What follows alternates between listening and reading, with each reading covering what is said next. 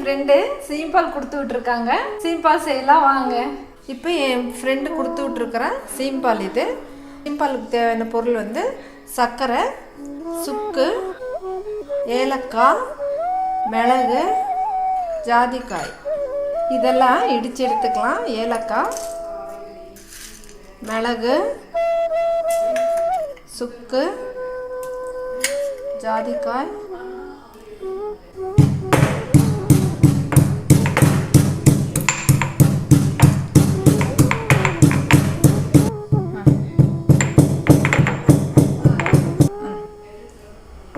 இப்போ இந்த மாதிரி பவுடர் ஆகிற மாதிரி இடிச்சுக்கணும் நல்லா.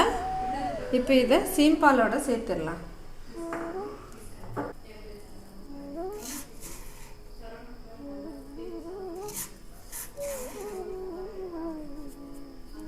அப்புறம் சர்க்கரை கொஞ்சம் சேர்த்துக்கலாம்.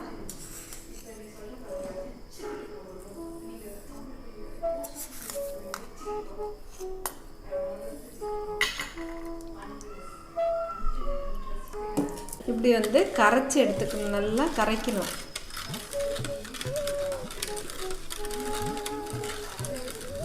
இப்படி நல்லா சர்க்கரை வந்து கரையிற வரைக்கும் நல்லா கரைச்சி எடுத்துக்கணும்.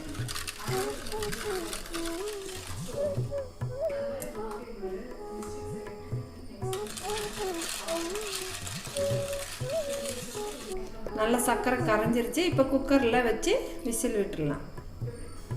குக்கர் எடுத்துக்கிட்டு அதில் ஒரு டம்ளர் தண்ணி ஊற்றி நல்லா கரைஞ்சிருச்சு சர்க்கரை. இது ஒரு 5 விசில் விட்டு எடுத்துட்டா சீம்பால் ரெடி ஆயிடும்.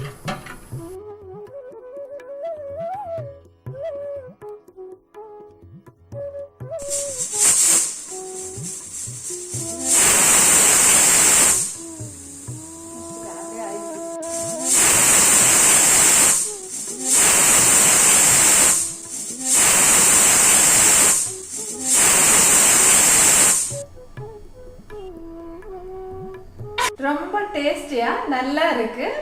சூடாக இருக்கும்போது ஃப்ரிட்ஜில் வச்சிடாதீங்க. ஃப்ரிட்ஜில் வச்சு 2 நாள் வரைக்கும் சாப்பிட்லாம். முதல் பால் கிடைச்சதுனால இது கெட்டியாக வந்திருக்கு. 2வது பால் 3வது பால் கிடைச்சதுன்னா பால்கோவா மாதிரி வரும்.